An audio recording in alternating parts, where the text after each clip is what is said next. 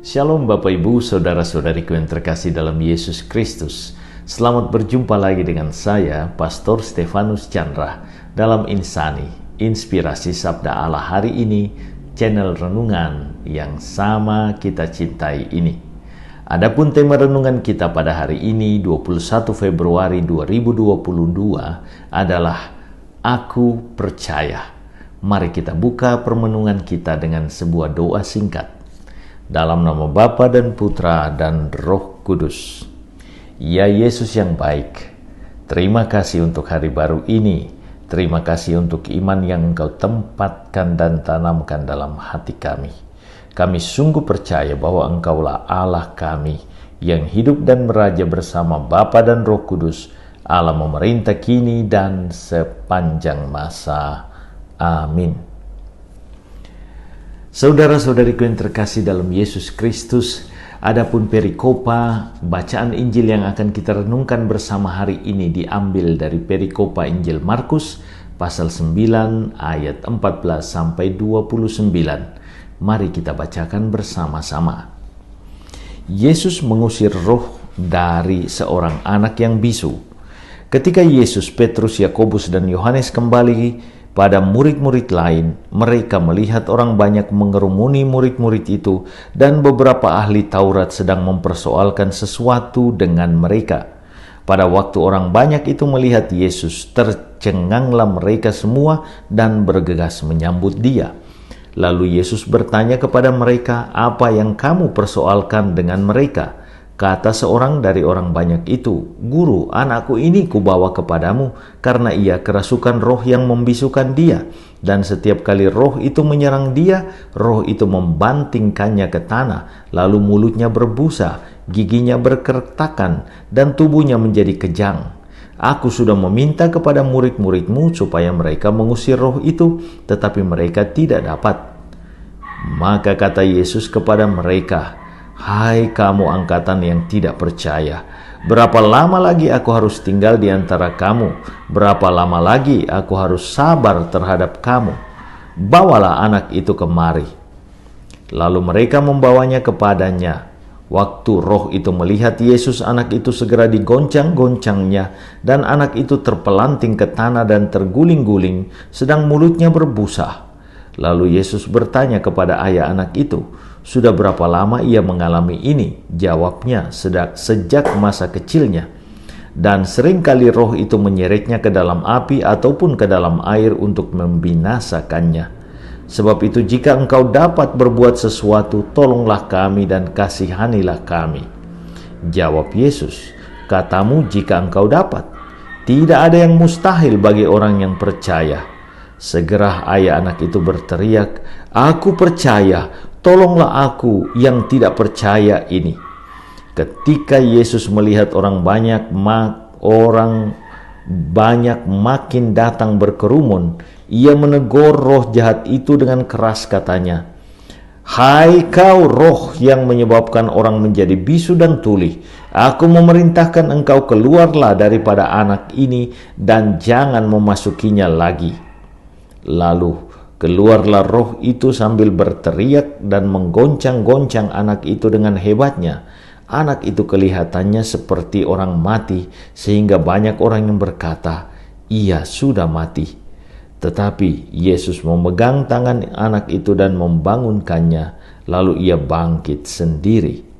Ketika Yesus sudah di rumah dan murid-muridnya sendirian dengan Dia, bertanyalah mereka, "Mengapa kami tidak dapat mengusir roh itu?"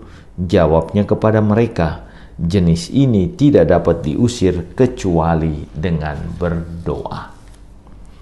Saudara-saudariku yang terkasih dalam Yesus Kristus, perikopa bacaan Injil hari ini cukup panjang, namun menampilkan kisah eksorsisme atau pengusiran setan dari seorang anak kecil yang dilakukan oleh Yesus setelah para muridnya gagal melakukannya. Peristiwa eksorsisme ini berpesan jelas kepada kita akan beberapa poin penting yang patut kita perhatikan bersama, yakni 1. Pengusiran setan hanya dapat dilakukan oleh Allah. karena Allah lah yang menciptakan segalanya, dan dengan demikian semua ciptaan tunduk pada kekuasaan Allah semata. Manusia adalah makhluk mulia, tetapi harus sadar bahwa kekuatannya berasal dari Allah. Para murid yang telah lama bersama Yesus lupa bahwa mereka melakukan tanggung jawab pelayanan dalam nama Yesus, Allah yang menyelamatkan. Maka sikap percaya diri berlebih bahwa mereka sanggup melakukan eksorsisme dengan kekuatan mereka adalah sebuah kesombongan. Inilah yang membuat mereka gagal. Ketidakmampuan mereka mengusir setan yang merasuki sang anak mengungkap tabir kesombongan sekaligus kelemahan mereka yang seharusnya membuat mereka sadar untuk merendahkan diri di hadirat Allah. Itulah sebabnya Yesus berkata di akhir perikopa bacaan Injil, jenis ini tidak dapat diusir kecuali dengan berdoa.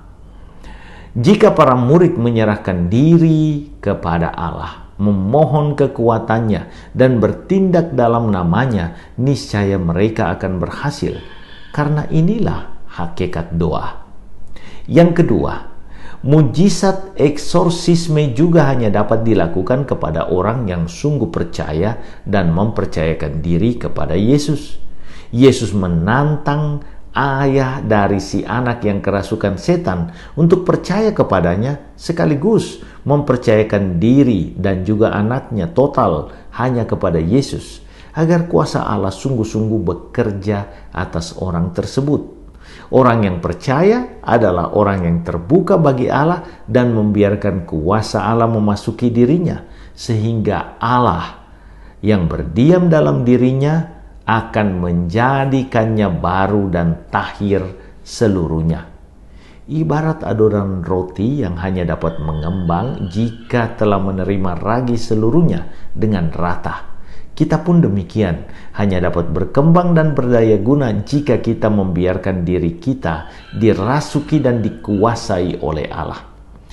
Itulah sebabnya setelah sang ayah yang memohon dan menyatakan kepercayaannya kepada Yesus, dengan enteng setan dapat diusir pergi.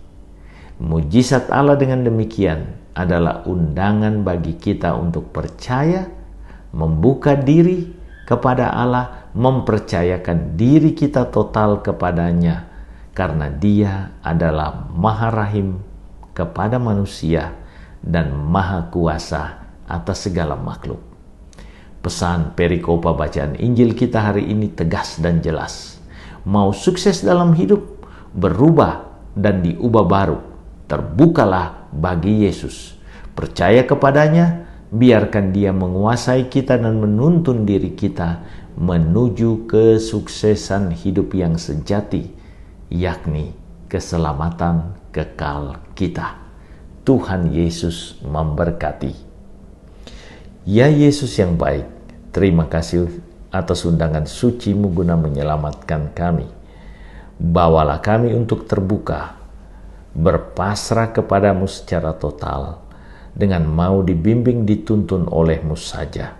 Kemuliaan bagi-Mu kini dan sepanjang masa. Amin. Tuhan beserta kita. Berkat Allah turun melimpah atas saudari-saudaraku, keluarga saudari-saudaraku, pekerjaan dan usaha saudari-saudaraku, Bapa, Putra, dan Roh Kudus. Amin. Terima kasih saudara-saudariku yang telah mendengarkan sabda Allah dan renungan hari ini. Saya, Pastor Marcel Lolotandung, mengucapkan berlimpah terima kasih kepada Pastor Stefanus Chandra. Semoga Pastor senantiasa diberkati Tuhan dalam setiap aktivitas dan pelayanannya. Amin.